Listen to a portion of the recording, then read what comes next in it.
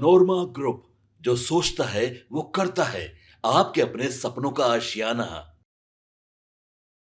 विधानसभा चुनाव से 8 महीने पहले एक बड़ा फैसला कांग्रेस ने लिया है और यह फैसला प्रदेश अध्यक्ष के बदलने से है। हालांकि बात हम प्रदेश अध्यक्ष के बदलने की नहीं कर रहे हैं, हम बात इस बात की कर रहे हैं कि कांग्रेस अक्सर चुनाव से पहले जो फैसले लेती है उसके फ़ायदे भी होते हैं, लेकिन अक्सर उसके घाटा भी देखने को मिले हैं। जैसा कि आपने देखा होगा कि 2014 के चुनाव से पहले जैसे ही महबूब अली कैसर पार्टी छोड़ करके, चूंकि पार्टी के अध्यक्ष थे, पार्टी छोड़ करके बाहर हुए तो पार्टी संकट में आई और उसी समय अशोक चौधरी को लाया गया। अशोक चौधरी ने भले ही 2014 में वो नए नए थे, बहुत कुछ नहीं कर पाए, लेकिन 2015 में उन्होंने पार्टी को संगठित भी किया और सबसे बेहतर पिछले कई वर्षों में, कई दशक से बेहतर प्रदर्शन करके 27 सीटें जीत करके आए। एक बार फिर पार्टी ने ऐसा ही कुछ फैसला लिया है और विधानसभा चुनाव से पहले कांग्रेस ने अध्यक्ष बदल दिया है। अखिलेश सिंह के पद से हटते ही कई तरह की चर्चाएं, कई तरह की बातें शुरू हो गई हैं। इन बातों में सबसे बड़ी बात यह है कि क्या अखिलेश सिंह इस पूरे माहौल को ठीक ठाक रख पाएंगे या फिर उनके हटने से पार्टी को फ़ायदा होगा। राजेश कुमार को बनाया गया है प्रदेश अध्यक्ष, जो दलित समाज से आते हैं, और इससे पार्टी ने कई तरह के बातों को साधा है।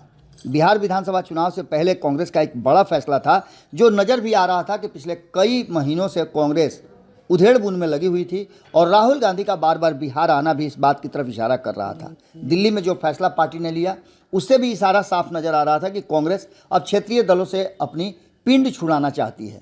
ये बात हमने आपको कल भी बताया था और कई दिनों से हम लगातार बता रहे हैं कि कांग्रेस का 2003 का लिया गया फैसला 2004 में फ़ायदेमंद जरूर हुआ था, लेकिन 10 साल के बाद सब कुछ बदल गया। 2014 में कांग्रेस अचानक से हाशिए पर आ गई और भारतीय जनता पार्टी और एनडीए गठबंधन ने बेहतर प्रदर्शन करते हुए कांग्रेस को बाहर कर दिया था। सत्ता से बाहर होने के बाद कांग्रेस लगातार टूटती रही है, लेकिन अब जो सामने नज़र आ रहा है उसमें कांग्रेस ने एक फैसला लिया है। लेकिन इस फैसले के साथ साथ मात्र 24 घंटे के अंदर में जिस तरह के बयान आने लगे हैं और जिस तरह का मोर्चाबंदी हो गया है, वो साफ साफ बताता है कि अशोक चौधरी जब कांग्रेस के अध्यक्ष पद से हटे थे उसके बाद उन्होंने कांग्रेस का साथ ही छोड़ दिया था और जनता दल यूनाइटेड में चले गए थे। आज जनता दल यूनाइटेड में एक अहम रोल में अशोक चौधरी हैं। वहीं अखिलेश सिंह को लेकर के भी अब चर्चाएं शुरू हो गई है कि क्या अखिलेश सिंह पार्टी में रहेंगे या आगे वो अपने लिए कोई नया विकल्प तलाश करेंगे। उनके पुत्र हैं आकाश सिंह। आकाश सिंह लगातार लोकसभा का चुनाव लड़ चुके हैं, अलग पार्टियों से भी। पिछली बार तो कांग्रेस से ही उन्होंने चुनाव लड़ा था और उनके राजनीतिक सक्रियता के साथ साथ उन्होंने जिस तरह का एक पोस्ट किया है, वो पोस्ट काफ़ी कुछ कहानियों को बता रहा है। आपको बता दें कि उन्होंने एक पोस्ट करते हुए लिखा है कि जिस तरह से 24 घंटे के अंदर में ये पोस्ट आया है, इसलिए ये बात बहुत ज़्यादा प्रभावशाली हो जाती है। उन्होंने लिखा है कि जब नाश मनुष्य पर छाता है पहले विवेक मर जाता है, और ये पंक्तियाँ रामधारी सिंह दिनकर की हैं। इसके बाद आगे की कहानी हम आपको बताते हैं।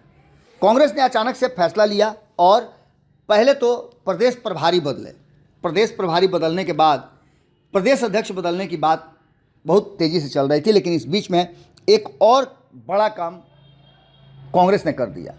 कन्हैया कुमार, जो कि लालू प्रसाद के फूटी आँख नहीं सुहा रहे थे, उनको बिहार से बाहर कर दिया गया था, उन्हें पार्टी में ला करके पार्टी का मुख्य भूमिका दे करके और उनके द्वारा वो सारे मुद्दे हैक कर लेना जिसमें पलायन, रोजगार, ये सब कुछ शामिल था। हालांकि राहुल गांधी ने संदेश दे दिया था कि वो जो राष्ट्रीय जनता दल करेगी उसके रास्ते पर नहीं चलेंगे। खास करके आपने देखा होगा कि जातीय गणना को लेकर के उन्होंने जो बातें कही थी वहीं से सब कुछ सीधे सीधे नज़र आ रहा था। आपको बता दें कि बिहार की पॉलिटिक्स में एक नया खेल शुरू हो गया है।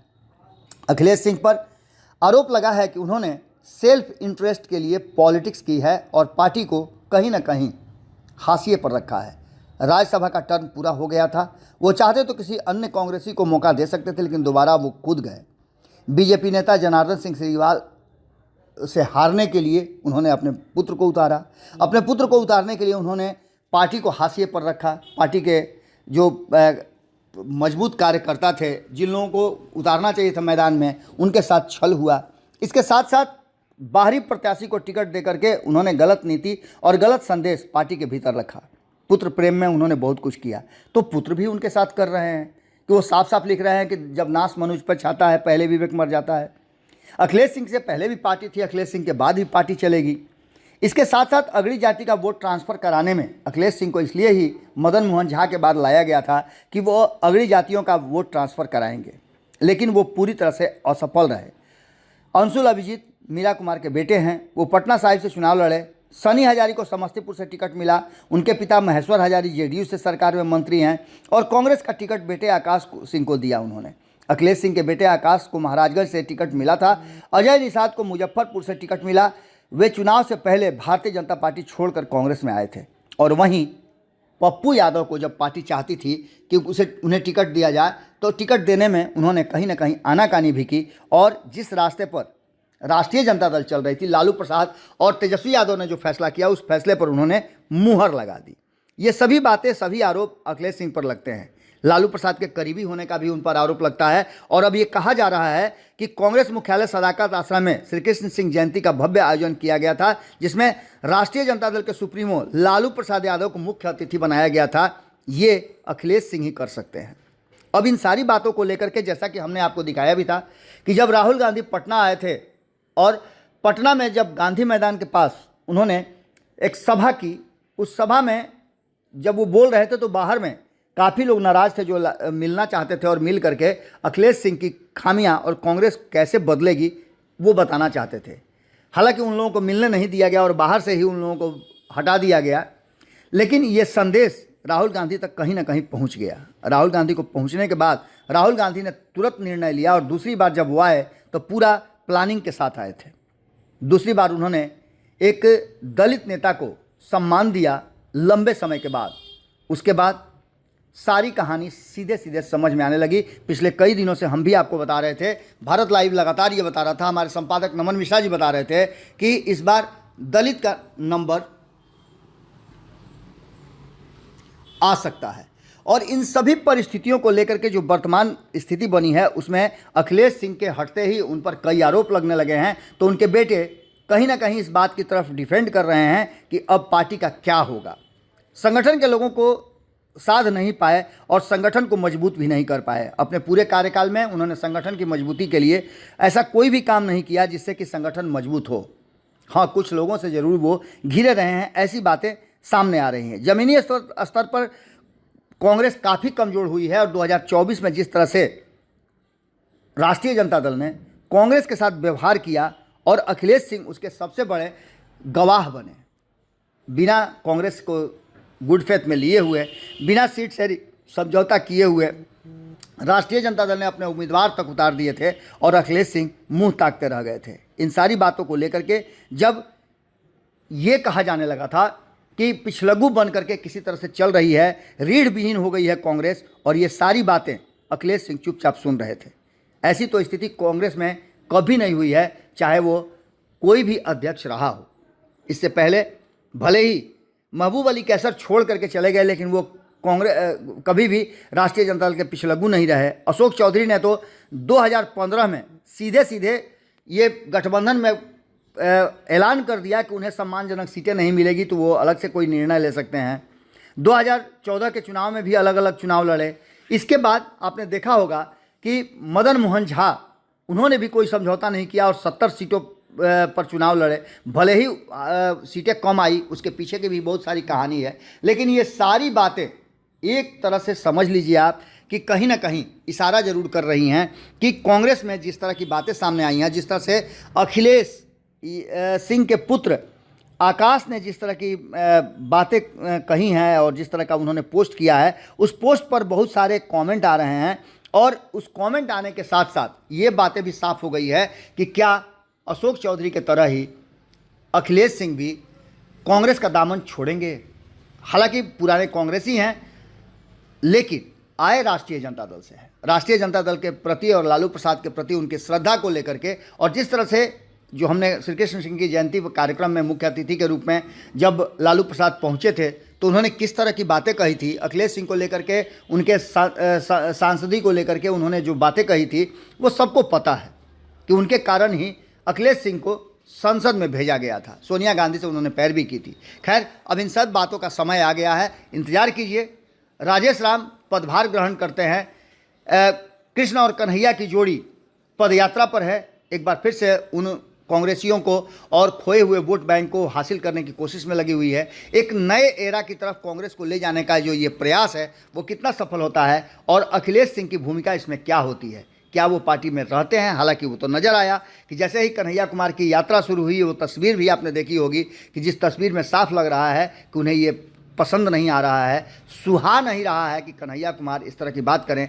हमारे संपादक नमन मिश्रा जी ने कहा भी था कि एक म्यान में दो भूमिहार बिहार में तो नहीं रह सकते हैं, और ये स्थिति साफ साफ झलकने भी लगी है। अब देखना होगा कि आकाश के इस पोस्ट के बाद जो सोशल मीडिया पर उन्होंने किया है उसमें काफ़ी भारी संख्या में लोगों का कमेंट भी आ रहा है, जिसमें मिले जुले कमेंट हैं, जिसमें कुछ लोग उनका समर्थन भी कर रहे हैं, तो कई लोग उनके पिताजी को लेकर के बहुत सारी बातें भी कर रहे हैं। खैर, उन बातों को तो आप छोड़ ही दीजिए, लेकिन ये अब देखना दिलचस्प होगा कि क्या अखिलेश सिंह पार्टी के साथ रहते हैं या फिर राष्ट्रीय जनता दल या कहीं और अपने लिए ठिकाना खोजते हैं जहां उनके पुत्र और उनको कुशन मिल सके।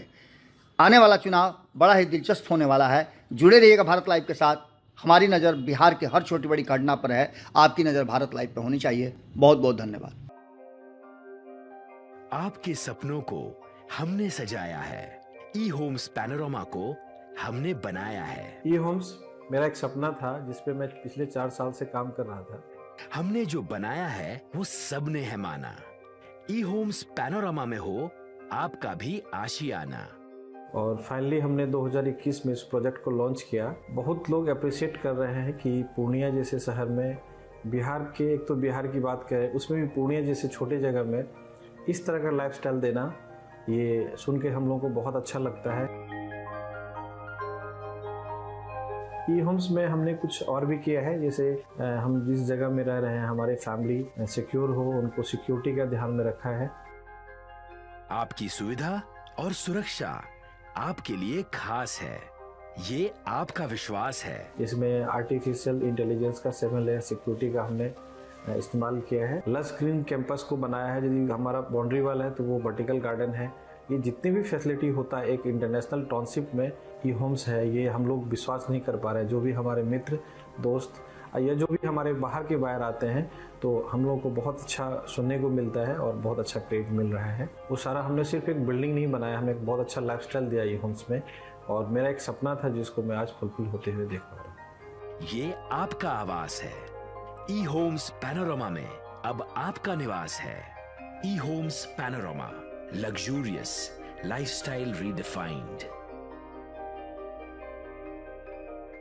पनोरमा ग्रुप, जो सोचता है वो करता है। अगर ये वीडियो पसंद आई और वह बिहार के राजनीति और बिहारियत से सरोकार रखेनी तो सब्सक्राइब बटन दबा के चैनल के सब्सक्राइब कर ली। ओजे एगो घंटी बा, ओकरा बटन दबा देला से कुल सटीक और मारक खबर रुआ मुफ्त में मिल जाई। अगर रुआ पत्रकारिता के हमनी के नया प्रयोग में सहयोग कर चाहतानी तो ज्वाइन बटन दबा दी। पेटीएम नंबर नोट कर ली 9386816700।